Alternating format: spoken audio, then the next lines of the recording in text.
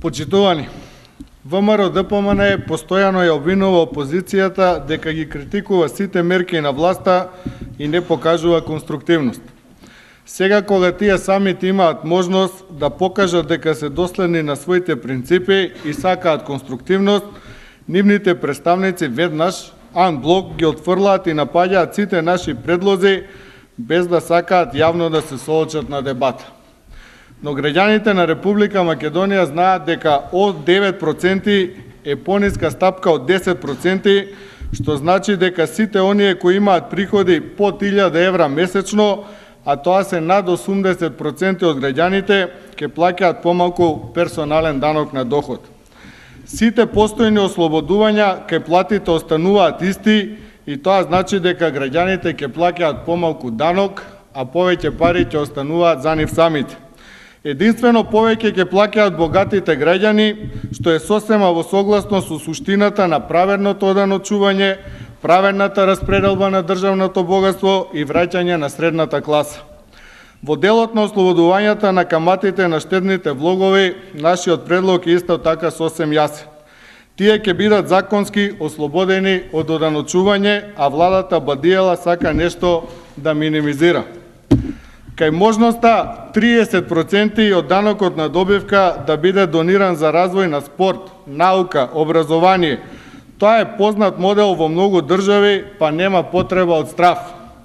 Кога се зборува за перење на пари, дали владата всушност си ги открива собствените скриени намери за злоупотреби и сметаме дека еден директор на управата за јавни приходи не би смеел да го кажува тоа како аргумент за непревземање на реформи.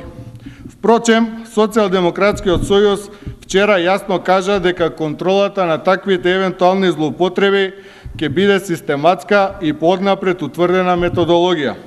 Од друга страна, таквата можност ќе значи слобода за директно поврзување на бизнисот со науката, образованието, што е рецепт во многу развиени држави за унапредување на конкурентноста на бизнисите.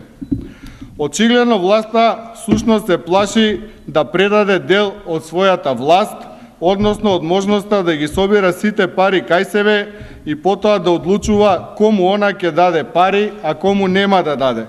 Но тоа не е начин на развивање на пазарно стопанство. Кај данокот од имот, при напаѓањето на нашата предлог мерка, директорот на управата за јавни приходи сам кажа дека има нови решенија кои се различни од досегашните. Кој абсурд, со негирање на мерката дава признание дека таа е различна од постојната. Кај ослободувањето на приходот од земјоделие од данокот, аргументите на директорот на управата за јавни приходи беа неиздржани. На земјоделците и на сите граѓани им е јасно дека со нашата предлог мерка ќе дојде до нивно ослободување од плаќање на данок. Тоа е само уште една потврда дека власта навистина не сака земјоделците да бидат независни од неа. Не сака за да се откаже од делењето на субвенциите, таа сака да ги собира парите кај себе, па потоа преку нивното делење да ги корумпира земјоделците. Власта за прв пат изрази спремност за отворена дебата. Но зошто тогаш ниеден од директно поканетите представници на власта, Ставревски и Пешевски, не дојдоа на дебатата која се организираше во средата? Министрите и другите представници во владата ем бегаат од дебата, ем велат дека се спремни за истата. Почитувани, во изминативе 7 години од владењето на ВМРО-ДПМН, јазот помеѓу богатите и сиромаштите се повеќе се зголемува и веќе е огромен. Ние ги повикуваме министрите на дебата во секое време и во било чија организација. Паушалните оценки, навредивлиот вокабулар и ниското ниво на опонирање нека го остават на страна и нека повелат на суштинска дебата, со аргументи и со факти.